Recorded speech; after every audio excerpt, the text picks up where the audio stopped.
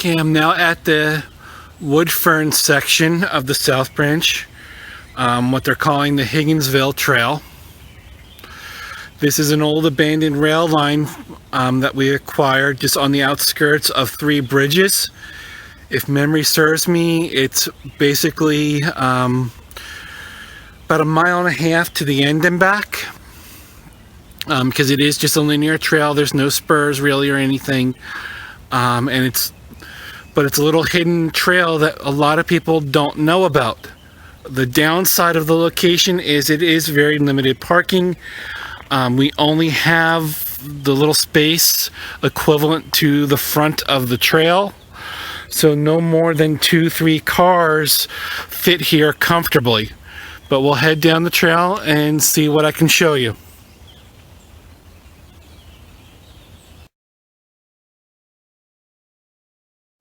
Okay. All right, this is one of our understory trees that I have yet to talk about. It gets these long lanceolate leaves. Have a fine serration to them.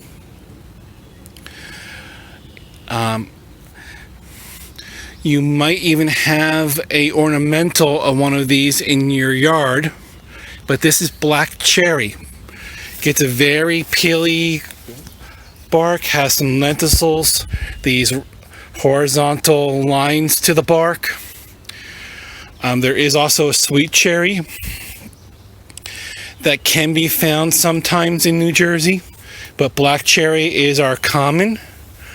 And why I don't get it, I've heard it said that if you do take a leaf and tear it, you might get an odor from the leaf. I don't get it myself, but then I also admit my sense of smell isn't as good as other people.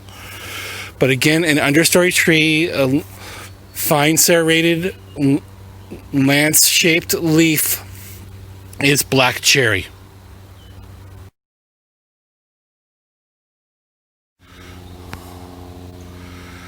Okay, hopefully it's coming through, but again, you see on this branch here, there's a berry formation, the compound leaf of 3, slightly opposable thumb, but this is not the black elder that I talked about at Wings. If you look over to the tree, they're connected to the hairy rope, the vine, and this is poison ivy making its seeds.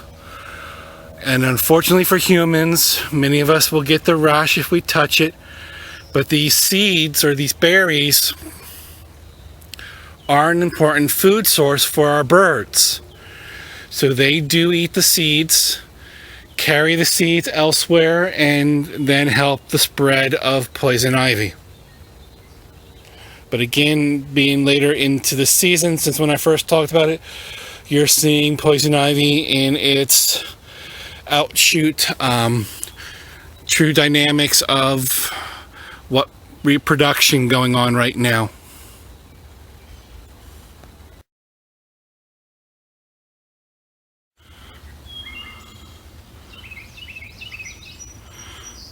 Okay, there's a couple different calls here. The one I want to focus on is the one I just talked over. That one there, the cheeseburger, cheeseburger, cheeseburger. It's an alternate call song for the black-capped chickadee. The classic one is the chickadee dee dee dee dee, but the cheeseburger call also comes from the black-capped chickadee.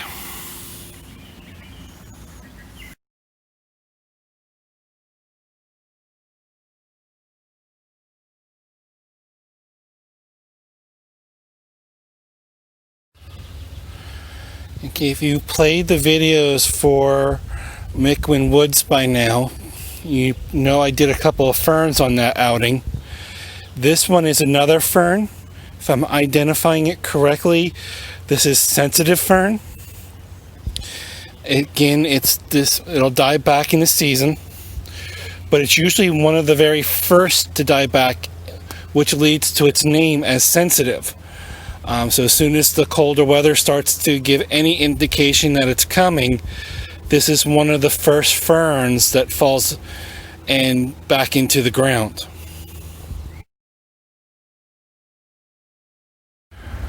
Since wood fern is actually an abandoned rail line, you'll get areas along the built-up mound of the rail bed that are lacking vegetation.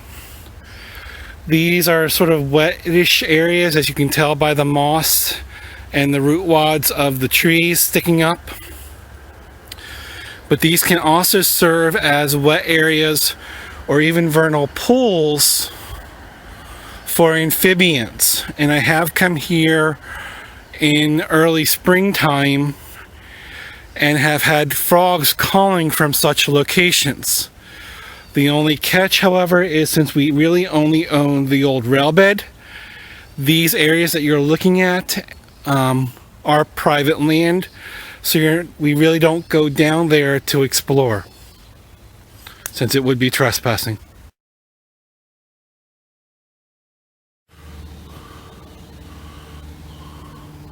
Okay, there was just a call of a flycatcher. Hopefully it'll call again. It's a long, penetrating, weep-like sound.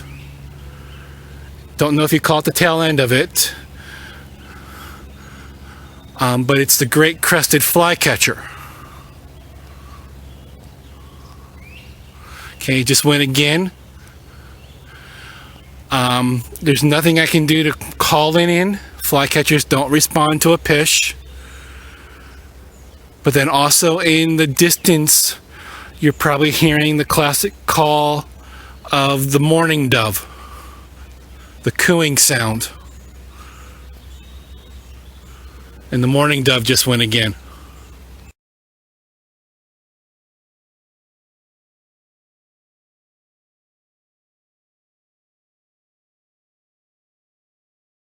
Okay, this tree in front of me is the classic example of shagbark hickory.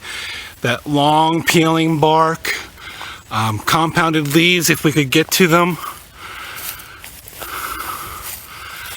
Often found in common with oak trees. Technically speaking, New Jersey is mostly an oak hickory forest in the northern half of the state, which means no matter what forest landscape you're in, you should find some evidence of oaks and hickory within the area. Doesn't mean they're going to be the dominant tree, just that they're common throughout most of the forest landscape. Okay, there is a little spur at the end of the trail that gets you over to the river edge. This is one of the channels. This is an island out in the river that is technically part of our property. The main river channel is on the other side. Can't really tell you what's growing on the other island in regards to the wildflowers.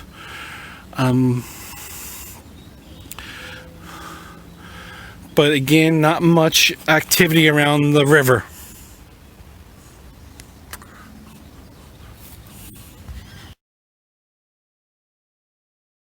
When you hit this post, you've hit the end of our property. What's in front of you is actually Somerset County. It is preserved ground, but no formal trails exist there. It's hoped that maybe sometime in the future, Somerset might do something and give more continuing trail system opportunity to the Higginsville Trail.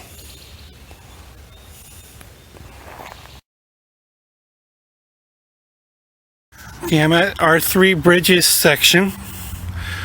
But basically what you see is all there is. It's a 6-acre little parcel we own just south of the town on the county road. But it serves as a nice little fisherman's hole. On occasion, people will launch canoes from here, but that's primarily its only main opportunities to offer people: fishing access and canoe access. And I'll show you a shot from the river in a second. Again, a downside is we only have street side parking, and it is a busy road, as you'll tell by background sound with all the cars passing. So again, it does have an open view of the river, easy access to the river, which makes its opportunity again being the canoe access and people here coming to fish. It is pretty shallow right now, as you can see by the beach and stones. One opportunity of being here is there is a bald eagle's nest not far, so with them hunting the river, it is possible to have a bald eagle fly overhead. But this is Three Bridges.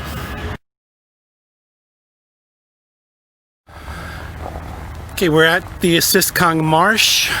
This is a natural area. It's not technically a park per se with a trail system. Anything that you do, you have to do along the roads, but it's actually one of my favorite areas. As you probably can tell from some of the other videos, I've always tried to throw a bird out there for you with the sounds, because I freely admit to being a bird nerd, and this is one of the more birded locations in the county because it's the largest marsh in the county at 24 acres. Okay, just adjacent to the parking lot is actually the Assiscong Creek. This is what backfills and actually drains the marsh in time as it feeds the south branch of the Raritan River. This creek also is where the name comes from for the Assiscong Marsh. It's the same creek that runs past 31 down towards the Health Quest. Again, it's a nice little vegetated area that can bring up some birds. But if anyone wondered, the creek name is what gave the name to the nature area.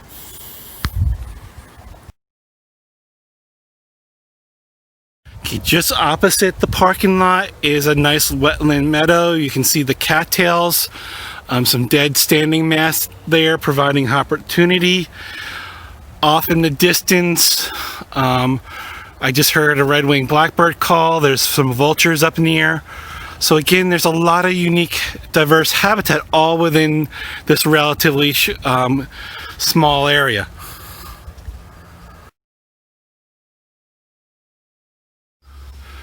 Okay, just down the road from the parking lot is the large opening for the Assiscong Marsh.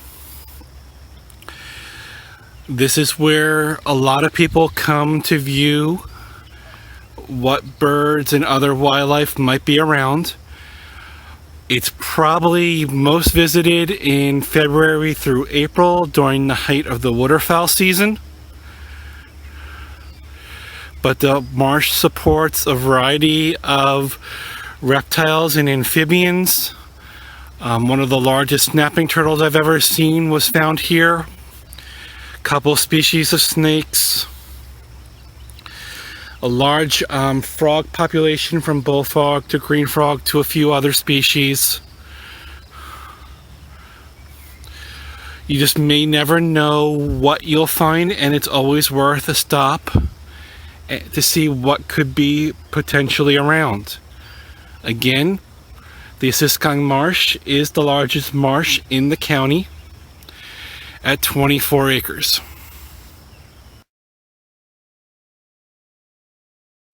Okay, today's video and the next two are going to be a little bit different. What I'd like to show off over the next three collection of videos are the South Branch areas.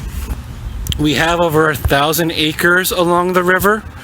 The one I'm starting at today is called Wings, as you can see.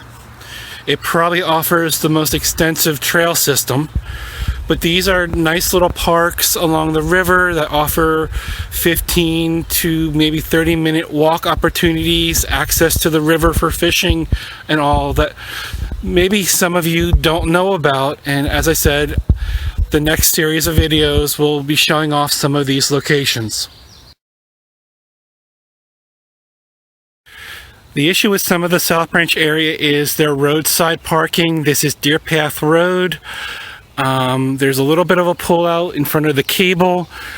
But one of the issues is there isn't really a big directory sign to indicate that it's actually one of the county properties. It's basically identified by the yellow diamonds along the road.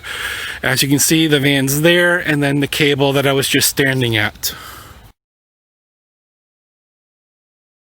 Okay, again, I'm always trying to focus on something new that I haven't talked about.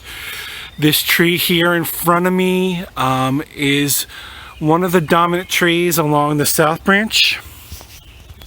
It may not look it when I show you the leaves, but this is black maple, or otherwise known as box elder. Box elder maple actually is a compounded leaf, but when you look at it, the leaflet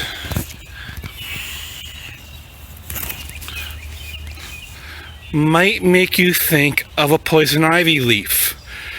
It's got the opposable thumb in the leaf on it. Like poison ivy, it is a tri-leaflet,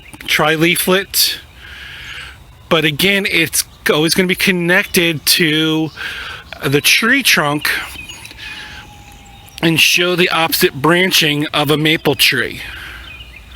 I've been told, and I remember reading it somewhere, but I don't remember the source, but box elder maple is a more common species out in the Midwest, and you can actually tap this tree as well for maple sugaring if you want to make your syrup. Okay, I'm at the the intersection. I took initially the trail in off of the 90-degree turn of Deer Path Road, not the trail in front of the cable. It does come to a T intersection. There's one spur for horses, and then a little further up there's a bridge. But do be aware that this is a horse riding location, and you do have the droppings of the horses. But the trail in front of me is a dead-end trail that stops at the Route 31 bridge. I'll go down it a short way, but then come back and head over the bridge to do a circular hike.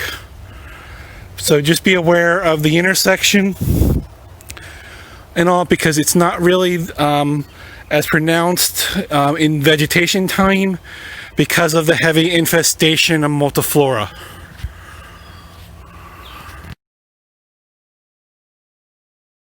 Just one of the openings to a quiet section of the river, other than the catbird calling behind me. The railroad tracks on the other side. But just one of the fisherman openings that gives you access and enjoyment of the river. Just downstream, if I can get in on it quick enough. But that brown spot walking away now, it was a white-tailed deer crossing the river. Most people in this county know enough about deer that I don't need to talk any further about them.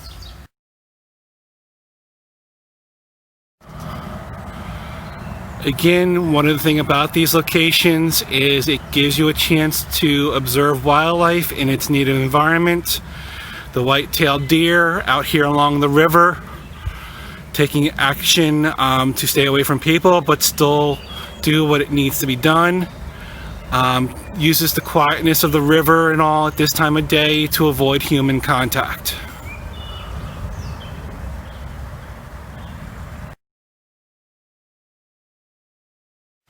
One of the large trees on the way up to the 31 bridge is this guy.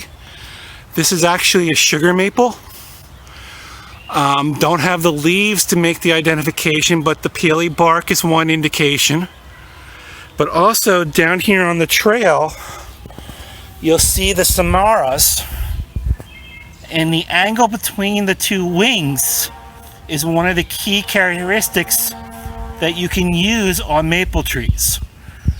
Norway is almost 180 degrees, and as you can see with sugar maple, the wings are almost side by side, as if they've been folded up on an insect's back.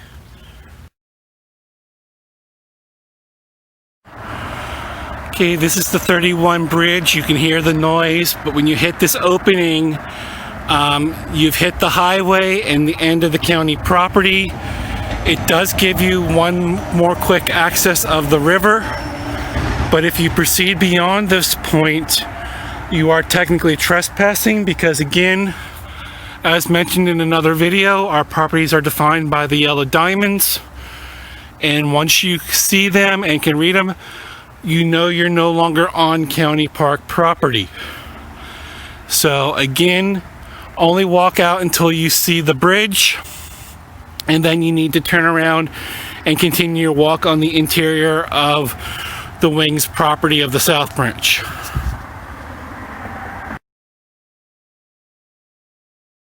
Okay, I'm at one of the drains for the wetland meadow. That's the interior of the Wings property, and it is one of the areas that you do have to walk over. There's a board, as you can see, so you're not always in the mud, but the mud is always a great spot to find tracks, and this is a common mammal around the county, most often seen at night. Give you an idea of the size of the tracks. It's an animal you do want to try to avoid because of the reputation it has and what disease it can carry. If you haven't figured out by now, the tracks are of a raccoon. This is the foreprint. This is the hind print. The number of toes, the general shape are the giveaways on this track. For the raccoon, 5 on the front. I believe it's 4 on the back, but this one is a bit distorted. But the back track is always a little bit longer, about 1.5 times the length of the front, showing off the big pad, whereas it's more of a palm print for the front print.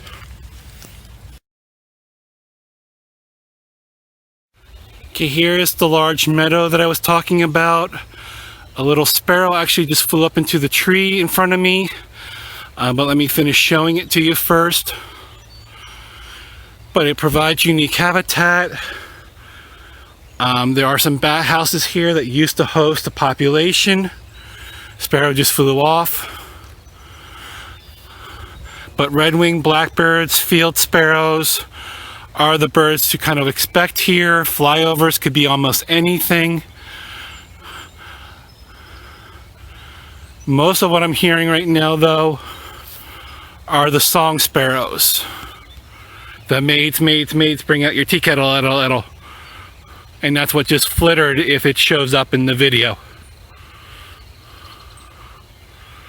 Okay, but this is the interior meadow that the loop at Wings wraps around and gives you occasional access to view into it. Just another shot of the river with a little interior island hidden. Again, railroad tracks make up the back side. If I have not said, the last few videos have been on the other side of the bridge that I showed you. By now, if you cross over the railroad tracks, you're probably equivalent with the Assiscong Marsh,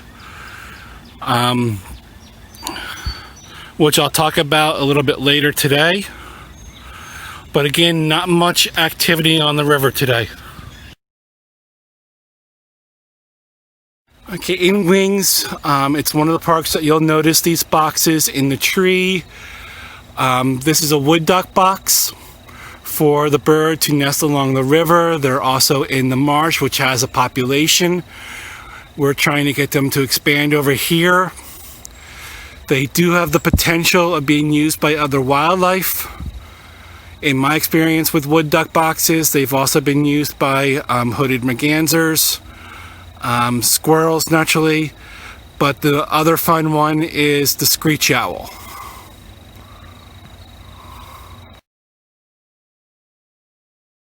Okay, Wings is adjacent to a neighboring development, and if you do continue walking south, the trail will eventually dead end. However, there is a spur off of it of a Reddington Township trail that if you do use and don't mind to wet-foot it across some creeks, you can take that trail and end up in Deer Path Park. If you continued on, as I am, to where the van is, and use Deer Path Road to enter the backside of Deer Path, you can make yourself about a 3.5 mile, 4 mile round trip hike, but give yourself at least 2.5, 3 hours to do it.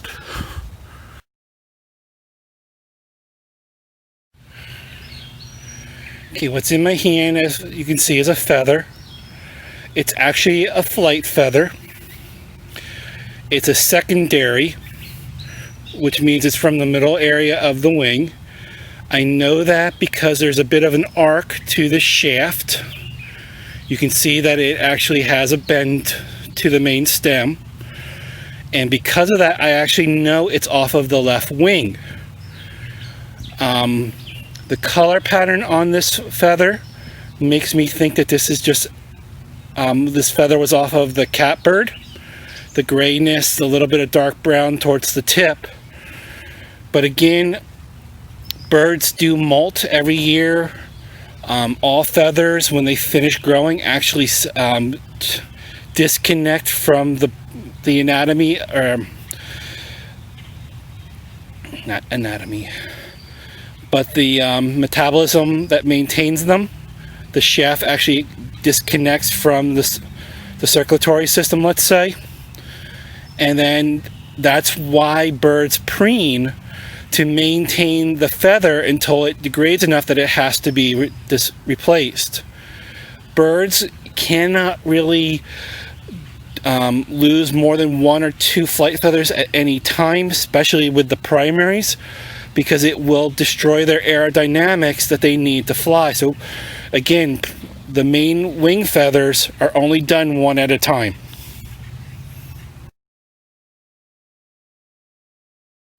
Okay, there is a small pond on the wings property. It is a point of concentration for wildlife. Red-winged blackbirds, grackles often will sit in the trees. There's songbirds as well. In appropriate season, mergansers and various other waterfowl have been seen on this water. There are some frogs actually calling in the area. The only thing is, it's relatively close to the parking area, and it doesn't always allude to the best viewing, because you end up actually startling many wildlife as you try to sneak up to the property.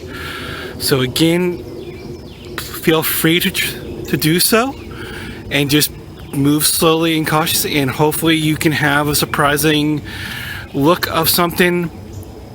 Case in point, I didn't get it by the time I was ready to film. I actually spooked a great blue heron from a corner of the pond and it flew away while getting ready to do the video.